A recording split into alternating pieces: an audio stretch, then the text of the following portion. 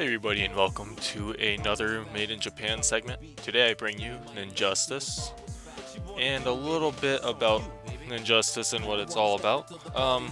Generally think of it as you play the role as this ninja here and you travel around the globe protecting the earth from alien invasions while you build up cities, buildings, and gain money from it. And as you go along, you actually spend money on raising your level, your strength, learning new abilities, and so forth. So, Ninjustice is coming from a kind of a contest, really, from HAL Laboratories, which actually brought you Super Smash Brothers, I believe, of all games. And there was a contest that Playism.com had with them, in which four teams, I believe, designed some games, or at least these four teams actually ended up making it all the way, in which the ultimate prize was being featured on Playism.com, and being able to have people actually buy the games and try them themselves. Of all those games, you had La-Mulana, the director of that game, Takumi Naramura, Kero Blasters, and also Oneway.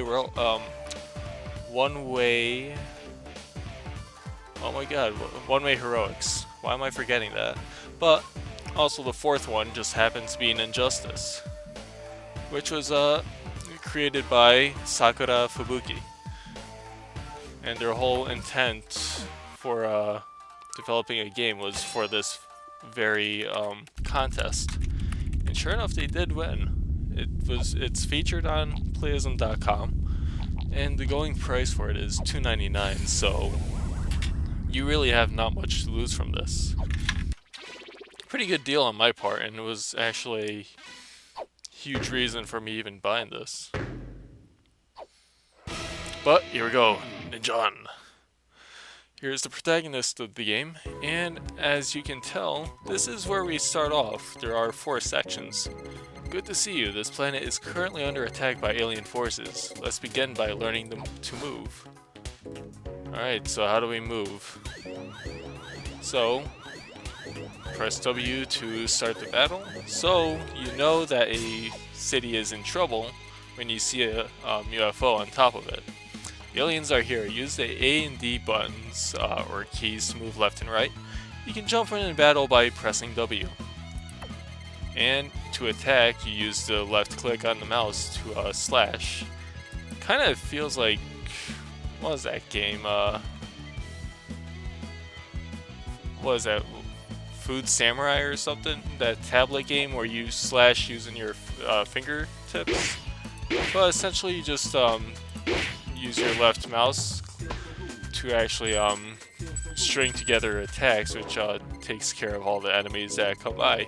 Of course, they get stronger as you go along, which is to be expected. And you do learn extra abilities as you go forth.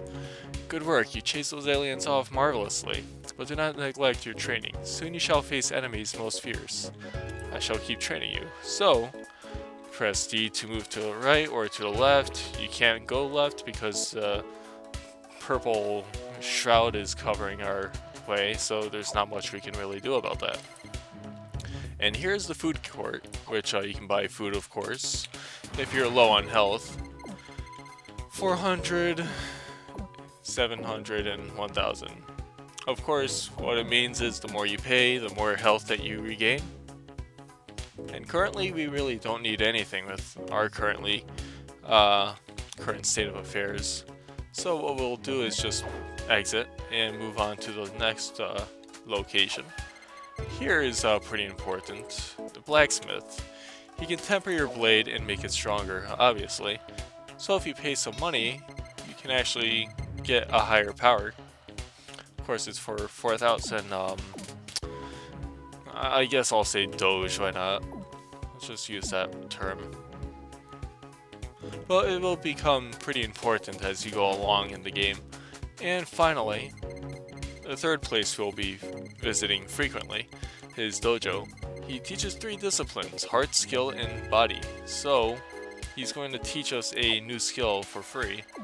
So what this means is, just click on it, press yes, and after getting our butts kicked, I guess, you mastered the art of the charge slash. You just hold on the left click and you release to perform a pretty awesome attack.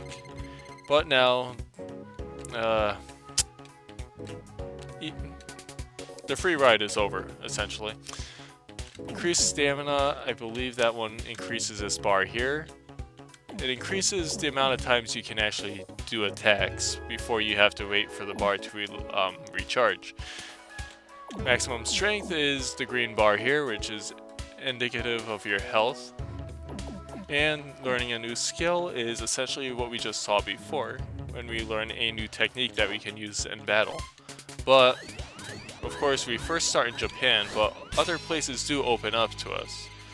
I forgot, you can throw shurikens by right-clicking. So what that is... Also, if you time your slashes properly, you'll never run out of stamina. That means you'll always be able to pull out an attack when you need it. So if you time your slashes properly, so bam, bam, bam, you can actually chain together some attacks and not use up stamina. So very useful. Just like that, as you see.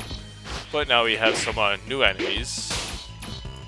But as you can see, I ran out of stamina, so that's a huge problem. But you can always throw shurikens to kind of keep them busy while you build up your meter. And after each fight, you gain some money, and sometimes they do throw food at you. And also a new area has opened up. What new area it is Mexico. So now we have 2 places we have to cover in order.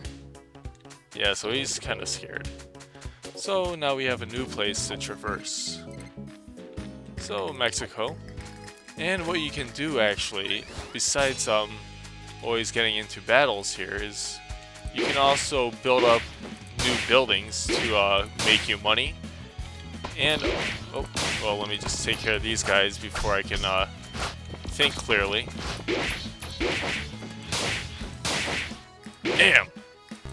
It's kind of something satisfactory about this. Very satisfying. Yeah, I will take that gold. Thank you. But yes, you can actually build up new places by pressing W. It costs 500, but as you see, you'll see these little meters here that indicates, you know, when it fills up fully, you can actually pick up money from them, which is very nice. So Mexico has been attacked by a UFO. Now, what is the ultimate goal here is, well, eventually for each area there is a boss attached to it, which you will be fighting. Once you are fully prepared, of course. And oh boy. Alright, well. Yeah, and as you can see, the further you go along, the enemies become a little bit tougher. The UFOs have a little bit more defense and probably can do quite a bit of damage if you let them. But you see here, if you build this all the way, a boss encounter will come. And perhaps in a future episode I will show off the whole game, possibly. But yeah, hopefully in a string of videos I can really show off how the boss encounters are, and just overall how the whole mechanics of, you know, oh, these guys right here, they are covered and shrouded in fire, so the only way to get rid of it is to throw a shuriken at them, and that extinguishes them. Nope, I don't think so. I don't think so. There we go. And that should be it. Good. So yes, I think, yeah. Let me see. So let's actually upgrade our strength a little bit, because it's going to make a hell of a difference. It's costly, but you really can't deny it. And this is pretty much the whole gist of the game in a nutshell. I mean, once you build up this, oh, you'll see a crazy boss encounter happen. You gotta defeat that guy in order to go into the next area of the game.